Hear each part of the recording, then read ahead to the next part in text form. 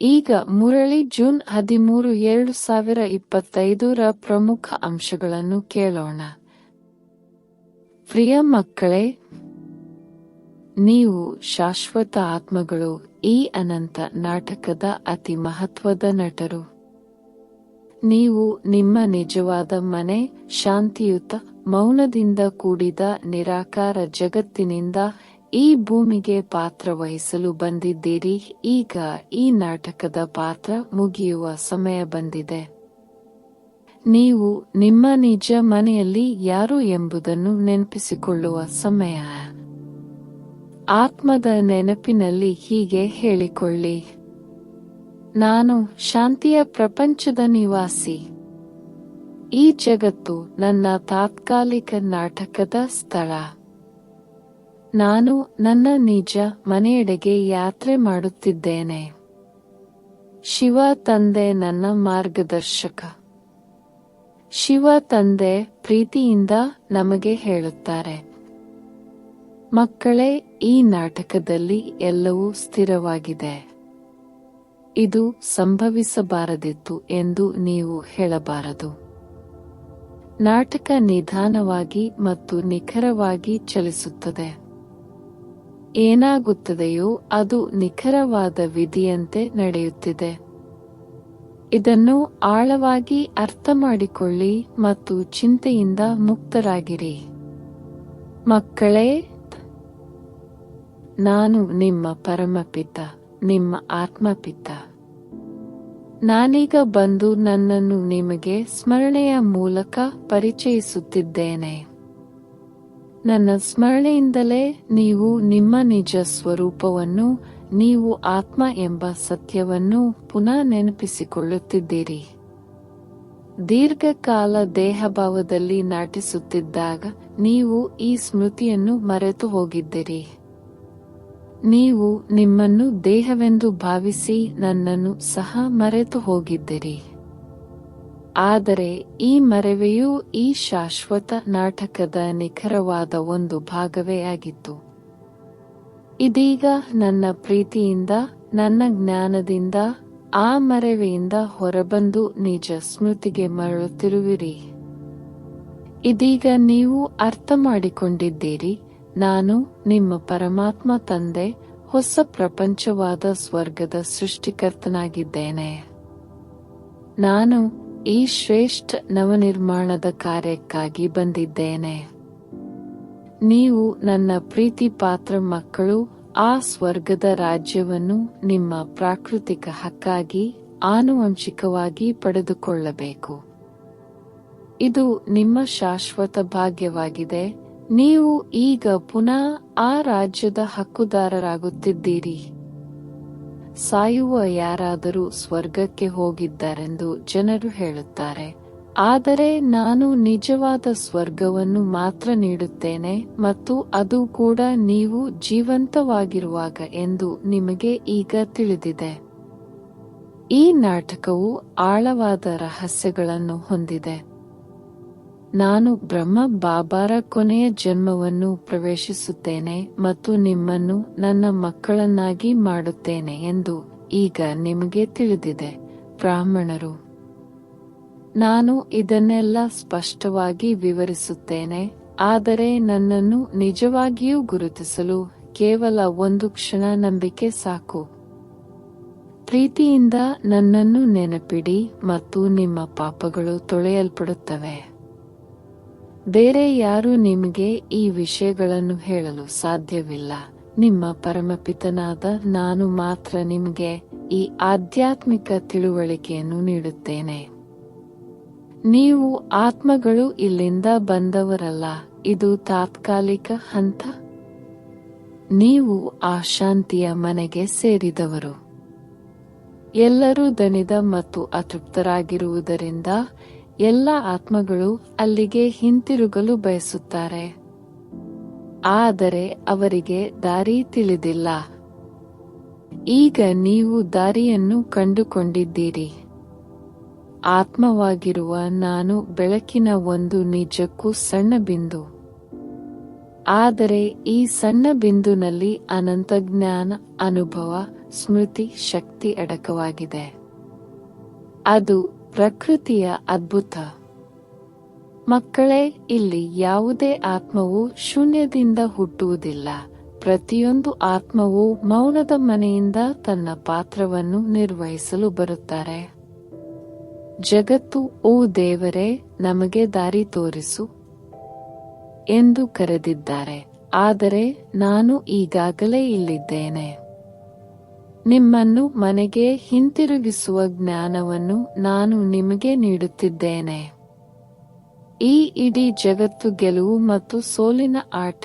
ಮಾಯೆ ನಿಮ್ಮನ್ನು ಸೋಲಿಸುವವಳು ಮತ್ತು ನೀವು ಅವಳನ್ನು ಗೆದ್ದಾಗ ನೀವು ಶಾಶ್ವತವಾಗಿ ವಿಜಯಶಾಲಿಯಾಗುತ್ತೀರಿ. ಮಾಯೆ ಸಂಪತ್ತಲ್ಲ. ನಿಜವಾದ ಮಾಯೆ ನಿಮ್ಮನ್ನು ನನ್ನಿಂದ ದೂರ ಎಳೆಯುತ್ತದೆ. ಈಗ ಮಕ್ಕಳೇ, ನೀವು ಮಾಯೆಯನ್ನು ಗೆದ್ದವರಾಗುತ್ತಿದ್ದೀರಿ. ನಿಮ್ಮ ಮನಸ್ಸಿನಲ್ಲಿ ಅನುಮಾನಗಳನ್ನು ಪ್ರವೇಶಿಸಲು ಬಿಡಬೇಡಿ. ನಿಮ್ಮ ಹಂತ ದುರ್ಬಲವಾದಾಗ ಮಾತ್ರ ಅನುಮಾನ ಉಂಟಾಗುತ್ತದೆ. ಈಗ ಮುರಳಿ ಜೂನ್ 13, 2025 ಪ್ರಮುಖ ಅಂಶಗಳನ್ನು ಕೇಳೋಣ. ಪ್ರಿಯ ಮಕ್ಕಳೇ, ನೀವು ಶಾಶ್ವತ ಆತ್ಮಗಳು. ಈ ಅನಂತ ನಾಟಕದ ಅತಿ ಮಹತ್ವದ ನಟರು. ನೀವು ನಿಮ್ಮ ನಿಜವಾದ ಮನೆ, ಶಾಂತಿಯುತ, ಮೌನದಿಂದ ಕೂಡಿದ ನಿರಾಕಾರ ಜಗತ್ತಿನಿಂದ ಈ ಭೂಮಿಗೆ ಪಾತ್ರ ವಹಿಸಲು ಬಂದಿದ್ದೀರಿ. ಈಗ ಈ ನಾಟಕದ ಪಾತ್ರ ಮುಗಿಯುವ ಸಮಯ ಬಂದಿದೆ. ನೀವು ನಿಮ್ಮ ನಿಜ ಮನೆಯಲ್ಲಿ ಯಾರು ಎಂಬುದನ್ನು ನೆನಪಿಸಿಕೊಳ್ಳುವ ಸಮಯ. ಆತ್ಮದ ನೆನಪಿನಲ್ಲಿ ಹೀಗೆ ಹೇಳಿಕೊಳ್ಳಿ: ನಾನು ಶಾಂತಿಯ ಪ್ರಪಂಚದ ನಿವಾಸಿ. ಈ ಜಗತ್ತು ನನ್ನ ತಾತ್ಕಾಲಿಕ ನಾಟಕದ ಸ್ಥಳ. ನಾನು ನನ್ನ ನಿಜ ಮನೆಯೆಡೆಗೆ ಯಾತ್ರೆ ಮಾಡುತ್ತಿದ್ದೇನೆ. ಶಿವ ತಂದೆ ನನ್ನ ಮಾರ್ಗದರ್ಶಕ. ಶಿವ ತಂದೆ ಪ್ರೀತಿಯಿಂದ ನಮಗೆ ಹೇಳುತ್ತಾರೆ: ಮಕ್ಕಳೇ, ಈ ನಾಟಕದಲ್ಲಿ ಎಲ್ಲವೂ ಸ್ಥಿರವಾಗಿದೆ. ಇದು ಸಂಭವಿಸಬಾರದಿತ್ತು ಎಂದು ನೀವು ಹೇಳಬಾರದು. ನಾಟಕ ನಿಧಾನವಾಗಿ ಮತ್ತು ನಿಖರವಾಗಿ ಚಲಿಸುತ್ತದೆ. ಏನಾಗುತ್ತದೆಯೋ ಅದು ನಿಖರವಾದ ವಿಧಿಯಂತೆ ನಡೆಯುತ್ತಿದೆ. ಇದನ್ನು ಆಳವಾಗಿ ಅರ್ಥಮಾಡಿಕೊಳ್ಳಿ ಮತ್ತು ಚಿಂತೆಯಿಂದ ಮುಕ್ತರಾಗಿರಿ. ಮಕ್ಕಳೇ, ನಾನು ನಿಮ್ಮ ಪರಮಪಿತ, ನಿಮ್ಮ ಆತ್ಮಪಿತ. ನಾನೀಗ ಬಂದು ನನ್ನನ್ನು ನಿಮಗೆ ಸ್ಮರಣೆಯ ಮೂಲಕ ಪರಿಚಯಿಸುತ್ತಿದ್ದೇನೆ. ನನ್ನ ಸ್ಮರಣೆಯಿಂದಲೇ ನೀವು ನಿಮ್ಮ ನಿಜ ಸ್ವರೂಪವನ್ನು, ನೀವು ಆತ್ಮ ಎಂಬ ಸತ್ಯವನ್ನು ಪುನಃ ನೆನಪಿಸಿಕೊಳ್ಳುತ್ತಿದ್ದೀರಿ. ದೀರ್ಘಕಾಲ ದೇಹಭಾವದಲ್ಲಿ ನಾಟಿಸುತ್ತಿದ್ದಾಗ ನೀವು ಈ ಸ್ಮೃತಿಯನ್ನು ಮರೆತು ಹೋಗಿದ್ದೀರಿ. ನೀವು ನಿಮ್ಮನ್ನು ದೇಹವೆಂದು ಭಾವಿಸಿ ನನ್ನನ್ನು ಸಹ ಮರೆತು ಹೋಗಿದ್ದೀರಿ. ಆದರೆ ಈ ಮರೆವೆಯು ಈ ಶಾಶ್ವತ ನಾಟಕದ ನಿಖರವಾದ ಒಂದು ಭಾಗವೇ ಆಗಿತ್ತು. ಇದೀಗ ನನ್ನ ಪ್ರೀತಿಯಿಂದ, ನನ್ನ ಜ್ಞಾನದಿಂದ ಆ ಮರೆವೆಯಿಂದ ಹೊರಬಂದು ನಿಜ ಸ್ಮೃತಿಗೆ ಮರಳುತ್ತಿರುವಿರಿ. ಇದೀಗ ನೀವು ಅರ್ಥ ಮಾಡಿಕೊಂಡಿದ್ದೀರಿ: ನಾನು ನಿಮ್ಮ ಪರಮಾತ್ಮ ತಂದೆ, ಹೊಸ ಪ್ರಪಂಚವಾದ ಸ್ವರ್ಗದ ಸೃಷ್ಟಿಕರ್ತನಾಗಿದ್ದೇನೆ. ನಾನು ಈ ಶ್ರೇಷ್ಠ ನವನಿರ್ಮಾಣದ ಕಾರ್ಯಕ್ಕಾಗಿ ಬಂದಿದ್ದೇನೆ. ನೀವು ನನ್ನ ಪ್ರೀತಿ ಪಾತ್ರ ಮಕ್ಕಳು. ಆ ಸ್ವರ್ಗದ ರಾಜ್ಯವನ್ನು ನಿಮ್ಮ ಪ್ರಾಕೃತಿಕ ಹಕ್ಕಾಗಿ ಆನುವಂಶಿಕವಾಗಿ ಪಡೆದುಕೊಳ್ಳಬೇಕು. ಇದು ನಿಮ್ಮ ಶಾಶ್ವತ ಭಾಗ್ಯವಾಗಿದೆ. ನೀವು ಈಗ ಪುನಃ ಆ ರಾಜ್ಯದ ಹಕ್ಕುದಾರರಾಗುತ್ತಿದ್ದೀರಿ. ಸಾಯುವ ಯಾರಾದರೂ ಸ್ವರ್ಗಕ್ಕೆ ಹೋಗಿದ್ದಾರೆಂದು ಜನರು ಹೇಳುತ್ತಾರೆ. ಆದರೆ ನಾನು ನಿಜವಾದ ಸ್ವರ್ಗವನ್ನು ಮಾತ್ರ ನೀಡುತ್ತೇನೆ, ಮತ್ತು ಅದು ಕೂಡ ನೀವು ಜೀವಂತವಾಗಿರುವಾಗ ಎಂದು ನಿಮಗೆ ಈಗ ತಿಳಿದಿದೆ. ಈ ನಾಟಕವು ಆಳವಾದ ರಹಸ್ಯಗಳನ್ನು ಹೊಂದಿದೆ. ನಾನು ಬ್ರಹ್ಮ ಬಾಬಾರ ಕೊನೆಯ ಜನ್ಮವನ್ನು ಪ್ರವೇಶಿಸುತ್ತೇನೆ ಮತ್ತು ನಿಮ್ಮನ್ನು ನನ್ನ ಮಕ್ಕಳನ್ನಾಗಿ ಮಾಡುತ್ತೇನೆ ಎಂದು ಈಗ ನಿಮಗೆ ತಿಳಿದಿದೆ. ಬ್ರಾಹ್ಮಣರು. ನಾನು ಇದನ್ನೆಲ್ಲ ಸ್ಪಷ್ಟವಾಗಿ ವಿವರಿಸುತ್ತೇನೆ, ಆದರೆ ನನ್ನನ್ನು ನಿಜವಾಗಿಯೂ ಗುರುತಿಸಲು ಕೇವಲ ಒಂದು ಕ್ಷಣ ನಂಬಿಕೆ ಸಾಕು. ಪ್ರೀತಿಯಿಂದ ನನ್ನನ್ನು ನೆನಪಿಡಿ ಮತ್ತು ನಿಮ್ಮ ಪಾಪಗಳು ತೊಳೆಯಲ್ಪಡುತ್ತವೆ. ಬೇರೆ ಯಾರೂ ನಿಮಗೆ ಈ ವಿಷಯಗಳನ್ನು ಹೇಳಲು ಸಾಧ್ಯವಿಲ್ಲ.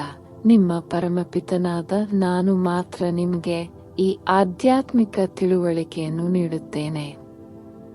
ನೀವು ಆತ್ಮಗಳು ಇಲ್ಲಿಂದ ಬಂದವರಲ್ಲ, ಇದು ತಾತ್ಕಾಲಿಕ ಹಂತ. ನೀವು ಆ ಶಾಂತಿಯ ಮನೆಗೆ ಸೇರಿದವರು. ಎಲ್ಲರೂ ದಣಿದ ಮತ್ತು ಅತೃಪ್ತರಾಗಿರುವುದರಿಂದ ಎಲ್ಲ ಆತ್ಮಗಳು ಅಲ್ಲಿಗೆ ಹಿಂತಿರುಗಲು ಬಯಸುತ್ತಾರೆ, ಆದರೆ ಅವರಿಗೆ ದಾರಿ ತಿಳಿದಿಲ್ಲ. ಈಗ ನೀವು ದಾರಿಯನ್ನು ಕಂಡುಕೊಂಡಿದ್ದೀರಿ. ಆತ್ಮವಾಗಿರುವ ನಾನು ಬೆಳಕಿನ ಒಂದು ನಿಜಕ್ಕೂ ಸಣ್ಣ ಬಿಂದು. ಆದರೆ ಈ ಸಣ್ಣ ಬಿಂದುನಲ್ಲಿ ಅನಂತ ಜ್ಞಾನ, ಅನುಭವ, ಸ್ಮೃತಿ ಶಕ್ತಿ ಅಡಕವಾಗಿದೆ. ಅದು ಪ್ರಕೃತಿಯ ಅದ್ಭುತ. ಮಕ್ಕಳೇ, ಇಲ್ಲಿ ಯಾವುದೇ ಆತ್ಮವು ಶೂನ್ಯದಿಂದ ಹುಟ್ಟುವುದಿಲ್ಲ. ಪ್ರತಿಯೊಂದು ಆತ್ಮವು ಮೌನದ ಮನೆಯಿಂದ ತನ್ನ ಪಾತ್ರವನ್ನು ನಿರ್ವಹಿಸಲು ಬರುತ್ತಾರೆ. ಜಗತ್ತು ಓ ದೇವರೇ, ನಮಗೆ ದಾರಿ ತೋರಿಸು ಎಂದು ಕರೆದಿದ್ದಾರೆ, ಆದರೆ ನಾನು ಈಗಾಗಲೇ ಇಲ್ಲಿದ್ದೇನೆ. ನಿಮ್ಮನ್ನು ಮನೆಗೆ ಹಿಂತಿರುಗಿಸುವ ಜ್ಞಾನವನ್ನು ನಾನು ನಿಮಗೆ ನೀಡುತ್ತಿದ್ದೇನೆ. ಈ ಇಡೀ ಜಗತ್ತು ಗೆಲುವು ಮತ್ತು ಸೋಲಿನ ಆಟ. ಮಾಯೆ ನಿಮ್ಮನ್ನು ಸೋಲಿಸುವವಳು ಮತ್ತು ನೀವು ಅವಳನ್ನು ಗೆದ್ದಾಗ ನೀವು ಶಾಶ್ವತವಾಗಿ ವಿಜಯಶಾಲಿಯಾಗುತ್ತೀರಿ. ಮಾಯೆ ಸಂಪತ್ತಲ್ಲ. ನಿಜವಾದ ಮಾಯೆ ನಿಮ್ಮನ್ನು ನನ್ನಿಂದ ದೂರ ಎಳೆಯುತ್ತದೆ. ಈಗ ಮಕ್ಕಳೇ, ನೀವು ಮಾಯೆಯನ್ನು ಗೆದ್ದವರಾಗುತ್ತಿದ್ದೀರಿ. ನಿಮ್ಮ ಮನಸ್ಸಿನಲ್ಲಿ ಅನುಮಾನಗಳನ್ನು ಪ್ರವೇಶಿಸಲು ಬಿಡಬೇಡಿ. ನಿಮ್ಮ ಹಂತ ದುರ್ಬಲವಾದಾಗ ಮಾತ್ರ ಅನುಮಾನ ಉಂಟಾಗುತ್ತದೆ. ಧಾರಣೆಗಾಗಿ ಮುಖ್ಯ ಸಾರ. ತಂದೆ ನಮಗೆ ನೀಡುವ ಈ ಹೊಸ ವಿಶ್ವದ ಶಾಶ್ವತ ರಾಜ್ಯಭಾಗ್ಯವನ್ನು ಯಾರೂ ಕಸಿದುಕೊಳ್ಳಲು ಸಾಧ್ಯವಿಲ್ಲ. ಈ ನಿಜವಾದ ಖುಷಿಯಲ್ಲಿ ನಾವು ಮನಪೂರ್ವಕವಾಗಿ ನೃತ್ಯ ಮಾಡಬೇಕು. ವಿಜಯಮಾಲೆಯ ಮಣಿಯಾಗಿ ಪರಮಾತ್ಮನೊಂದಿಗೆ ನಿತ್ಯ ಬಾಂಧವ್ಯ ಹೊಂದಲು ಈ ಹಳೆಯ ಜಗತ್ತಿನಿಂದ ಆಂತರಿಕವಾಗಿ ನಿರ್ಗಮಿಸಬೇಕು. ತಂದೆಯ ನೆನಪಿನಲ್ಲಿ ನಮ್ಮ ಇತಿಹಾಸದ ವಿಕರ್ಮಗಳನ್ನು ಸಂಪೂರ್ಣವಾಗಿ ಕರಗಿಸಬೇಕು. ವರದಾನ. ಪೂರ್ಣ ಮತ್ತು ಶಕ್ತಿಯುತ ಹಂತದಲ್ಲಿ ಉಳಿಯುವ ಮೂಲಕ, ನಿಮ್ಮ ಉನ್ನತ ದೃಷ್ಟಿ ಮತ್ತು ಶುಭ ಹಾರೈಕೆಗಳ ಮೂಲಕ ನೀವು ದಾನಿಯಾಗುತ್ತೀರಿ. ನೀವು ಪ್ರತಿಯೊಬ್ಬ ಆತ್ಮಕ್ಕೂ ಸ್ವಲ್ಪ ಬೆಳಕನ್ನು ಅನುಭವಿಸಲು ಸಹಾಯ ಮಾಡುತ್ತೀರಿ. ಯಾರೂ ನಿರಾಶರಾಗದೆ ಹೋದಂತೆ ನಿಮ್ಮ ಶಕ್ತಿ, ಪ್ರೀತಿಯು ಮತ್ತು ಒಡನಾಟವು ತುಂಬಾ ಗಟ್ಟಿಯಾಗಿರಲಿ. ಸ್ಲೋಗನ್: ಈಶ್ವರನ ನಿಯಮಗಳನ್ನು ಅನುಸರಿಸುತ್ತಾ ನಡೆದರೆ ನೀವು ಶ್ರೇಷ್ಠ ಜೀವನದ ಮಾದರಿಯಾಗುತ್ತೀರಿ. ಅವ್ಯಕ್ತ ಸೂಚನೆಗಳು. ಆತ್ಮ ಪ್ರಜ್ಞೆ ಮತ್ತು ಅಂತರ್ಮುಖಿಯನ್ನು ಅಭ್ಯಾಸ ಮಾಡಿ. ನಿಮ್ಮ ಉಪಸ್ಥಿತಿಯು ಆಳವಾದ ಮೌನದಿಂದ ಹೊರಹೊಮ್ಮಿದ ಆಧ್ಯಾತ್ಮಿಕ ಶಕ್ತಿಯನ್ನು ಹೊತ್ತ ವ್ಯಕ್ತಿಯಂತೆ ಇರಲಿ. ನಿಮ್ಮ ಮುಖವು ಶಕ್ತಿಯುತ ತಪಸ್ವಿ ಹಂತವನ್ನು ಪ್ರತಿಬಿಂಬಿಸಲಿ. ಈಗ ನಿಮ್ಮ ಆಧ್ಯಾತ್ಮಿಕ ಕಂಪನದ ಮೂಲಕ ಸೇವೆ ಮಾಡುವ ಸಮಯ. ಈ ಮುರಳಿ ಅಂಶಗಳನ್ನು ಮನಸ್ಸಿನಲ್ಲಿಟ್ಟುಕೊಂಡು ನಮ್ಮ ದಿನವನ್ನು ಮುಂದುವರಿಸೋಣ. ಓಂ ಶಾಂತಿ.